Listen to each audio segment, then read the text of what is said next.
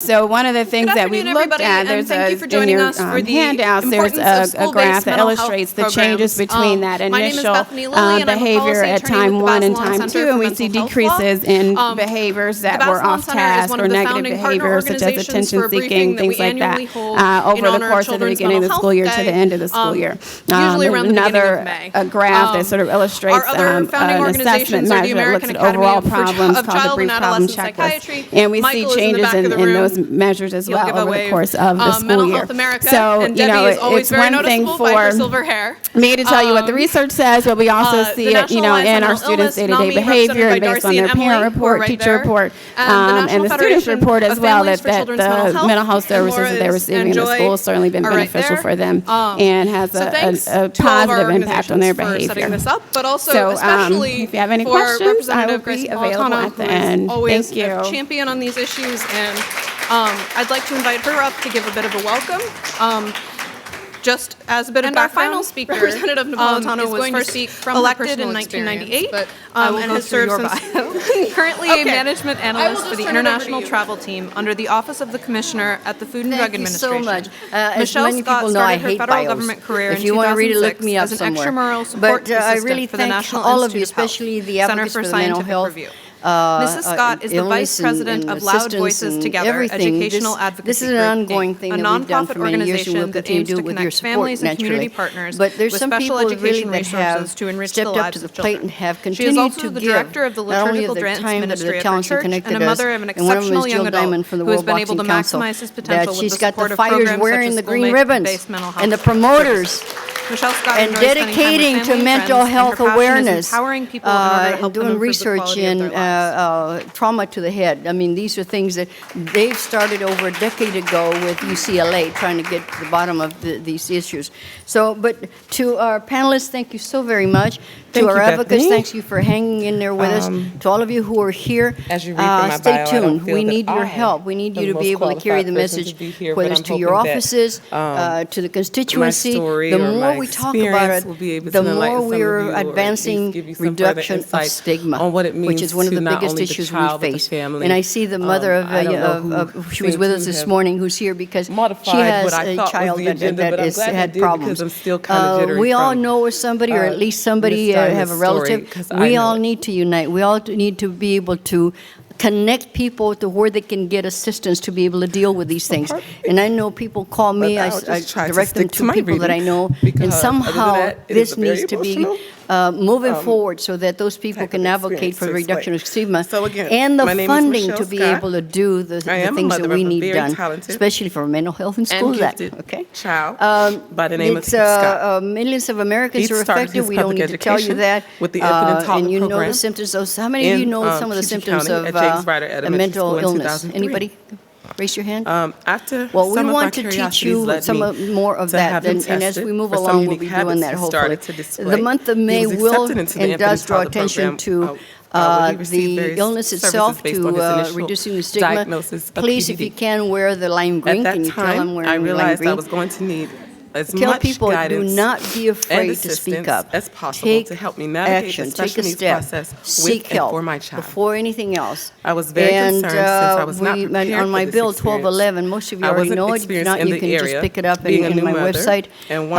This is the fourth Congress we're introducing it. We now have 2 Republican members that are smart enough and brave enough. I maintained a very healthy Gibson diet. and I read some of maternity books. I followed all the recommendations that are joining us in trying to get some funding for this bill. It's a bipartisan now. We have 26 schools in my district that we started the program the bill was patterned after. It's successful so far. No attempt at suicides, which was suicide prevention. I had no idea that I would the soon be children in challenged by the most schools frightening on roller site coaster ride clinicians. ever. We must start After them at learning an that early my age very so that precious as and they healthy grow baby boy into would be productive diagnosed adults, with a we don't condition have as many that would problems. affect him for a very long We need to time. communicate your involvement. We need to network. So please network with the people around you. Learn the warning signs, the extreme changes in behavior, the verbal clues, etc. We must continue to educate our general public, especially parents, to be able to seek help. The National Crisis Hotline is 1-800-273-TALK.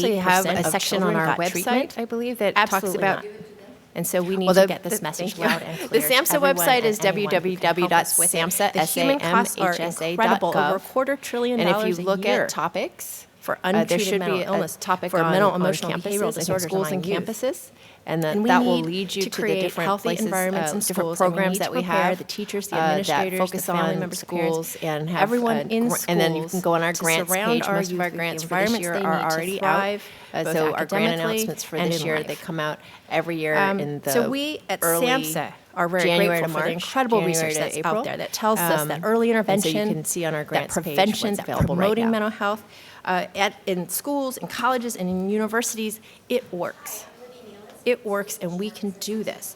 For many years, for over a dozen years, with the support of Congress, SAMHSA has funded the Safe Schools, Healthy Students program, where we have put over $2 billion into local educational agencies as well as, and most recently, in state educational agencies to foster 5 major components of a program which have been documented by the Institute of Medicine: safe school environments and violence prevention activities, alcohol and other drug prevention activities, student behavioral, social, and emotional supports, mental health services, and early childhood social and emotional learning programs. And these programs are we showing work very closely great with. outcomes. Sorry, I'm short, so I gotta maneuver. With this investment, we work the very president has closely decided with to try the to school take this program to counselors, scale the through his school social national- his workers. Now is the Time initiative You know and what we have Project Aware. found is that Because certainly what we there saw are in our so Safe many Schools, students who Healthy have Students such a wide was range that of the number of students receiving issues school-based and mental health concerns. You know, we services find that the school doubled. psychologists, while they The are number of there and students available to receiving provide community-based treatment, are mental health service often went up very by busy with 1.5 assessments and 143%. are not at in Nearly IEP meetings and all the other 90% things they need to do. staff So they're in not as schools said they available were to better provide the able to direct detect mental health counseling and problems support among their services. students Similarly with after guidance their school counselors, you know, district they're had also implemented available the to Safe Schools, be Healthy able to Students counsel program. students, but you know they have We also schedules found and that the number you know of meetings kids and who lots of other said things that that are they had also been on in their a plate. So physical they're not fight at school went down. able to It be went from as 19% dedicated to down to only 13%. providing We know those that actually therapeutic the services and supports as our experiences school-based of mental health violence by our staff young are. children But we certainly work in startlingly very high. close collaboration with them. They often make Substance referrals abuse similarly was as in reduced terms from of students that might 24% need more to support or need 18%. more assistance. So by We certainly creating talk these a healthy lot school with the climates, teachers. by Our doing staff these provide an positive, enormous amount of emotional teacher supports in schools, by consultation. So giving helping the access to teachers, supportive you know, once services, we only see students for a partnering limited between amount of time, and then they're schools, going back to their criminal classroom. So justice, helping the teachers justice, understand, you know, community how to really help organizations, best community mental support those health. students We based have on and whatever family issues or members and youth disabilities they might themselves. have, We have and to really created help support healthy them in the communities. classroom With as Now well is in the terms Time, of which was implementing born some of the after strategies Sandy that Hook can help them be Elementary School successful. tragedy, the president proposed funding for programs to protect our children and our communities by increasing access to mental health services. With the Project Aware that I mentioned, we've funded 20 state educational authorities at about $2 million per year for 5 years to develop the necessary systems in their state school districts, again, using 3 pilot school districts, or LEAs, because we have this model that worked with $2 billion and 12 years. No state was doing Safe Schools, Healthy Students statewide, even though we had the results, even though we had the data. And so that's where the president has put his support behind Project Aware. We also have 100 Project Aware local educational agency grants, which is for schools to and school districts to work with their communities, with parents, with youth, to promote mental health first aid and youth mental health first aid to increase behavioral health literacy, so people know the signs, people can detect these things early, and we know that early intervention is very important.